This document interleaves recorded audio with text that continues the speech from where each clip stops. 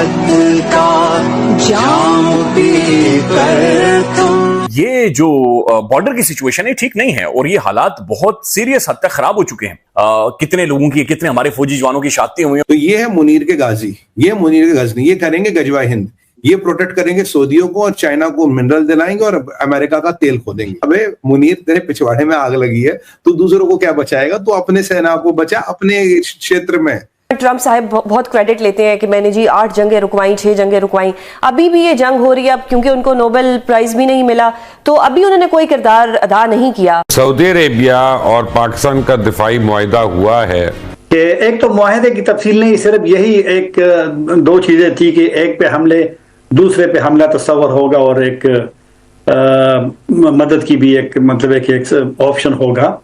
लेकिन मेरा नहीं ख्याल कि वो मुआहिदा यहाँ पे कोई एप्लीकेबल होगा। इस्लामी उम्मा के एक मुल्क पाकिस्तान ने अफगानिस्तान के ऊपर हमला किया, फिर इस्लामी उम्मा के ही एक मुल्क अफगानिस्तान ने पाकिस्तान के ऊपर हमला किया और ये हमले चलते चले जाएंगे। इंडिया किसी भी वक्त, यानी आने वाले चंद घंटों में, दिनों में, हफ्तों में, किसी भी वक्त आजाद कश्मीर या भावलपुर के अंदर स्ट्राइक्स कर सकता है।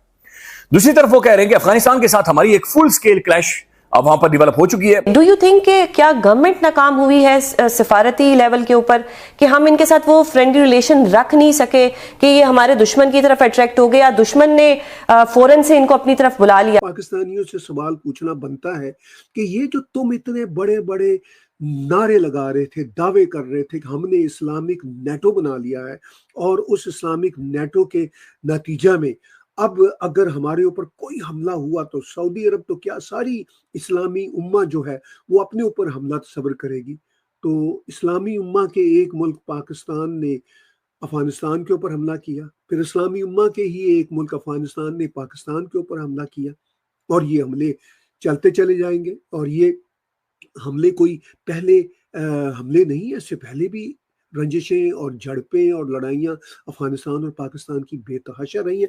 लेकिन इस बार मामला जिस नहज तक पहुंच चुके हैं वो वाकई ही बड़ी खतरनाक सूरत हाल है, खासतौर पर पाकिस्तान के लिए। पाकिस्तान अब एज यूजुअल धमकियां तो दे रहा है और ये तो बता रहा है कि जनाब हम जो है वो निपट लेंगे और ये है वो है, मगर उनको अंदाजा नहीं कि वो किस मुश्किल में पड़ गए। अब देखिए, इन्होंने ISPR ने जो एक स्टेटमेंट दी है, उस स्टेटमेंट में उन्होंने यही कहा है कि जी फितनातुल हिंदुस्तान के जो लोग हैं उन्होंने हमारे ऊपर हमला कर दिया है।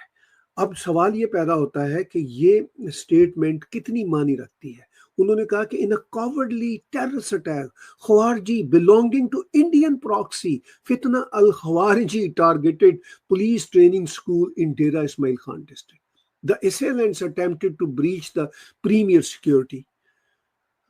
However, their nefarious designs were swiftly foiled by the vigilant and resolute response of law enforcement. अच्छा, ये वो डेरा इस्माइल खान पे जो एक दिन पहले हमला हुआ था उस पे ये बात करते।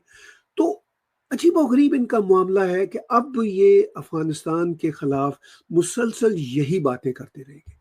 अब सऊदी अरब ने जो अपनी प्रेस रिलीज दी है उसमें उन्होंने इस बात की तो कोई इंडिकेशन नहीं दी कि अब वो अफगानिस्तान पे अटैक करेंगे, क्योंकि जिस तरह ये पाकिस्तानी छलांगे लगा रहे थे, इनके जर्नलिस्ट, बूट बालची जर्नलिस्ट, इनके मिलिट्री के लोग, इनके जो बॉट्स बैठे हुए हैं, जो उन्होंने बिठाए हुए हैं, खरीदे हुए हैं आर्टिफिशियल इंटेलिजेंस के जरिए ट्विटर पे, सोशल मीडिया पे, वो तो यही छलांगे लगा रहे थे कि जनाब अगर पाकिस्तान पे कोई हमला हुआ तो सऊदी अरब उस पे अपने हमले के तौर पर लेगा और फिर रिएक्ट करेगा।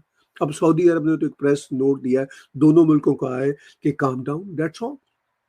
तो इससे ये बात साबित होगी कि सऊदी अरब को पाकिस्तान के किराए के फौजी चाहिए, ना कि वो पाकिस्तान की मदद करेंगे। वो तो उनके एजेंडे में न शामिल है, ना ही जब पैक्ट साइन हुआ था सऊदी अरब की तरफ से कोई बढ़के मारी गई थी या कोई ऐलानात किए गए थे, वो सारी बढ़के तो पाकिस्तान की होती। हम किसी भी तौर पर अफगानिस्तान के साथ वॉर में या फिर इंडिया के साथ वॉर में कांस्टेंट नहीं रह सकते या लंबा टाइम नहीं रह सकते। हमारी मिलिट्री ने अपना काम कर दिया है, ये जरूरी था, हमने मसल दिखाया है। लेकिन बात है नाज़रीन हमारी डिप्लोमेसी की, बात है हमारी गवर्नमेंट की। भाई आपका काम यह है कि आपने कोई ना कोई, देखें डिप्लोमेसी का मतलब क्या है کہ آپ نے سفارتکاری کرنی ہے, اور سفارتکاری کی بنیادی شرط یہ ہے کہ آپ نے راستہ نکالنا ہے آؤٹ آف نو ویئر.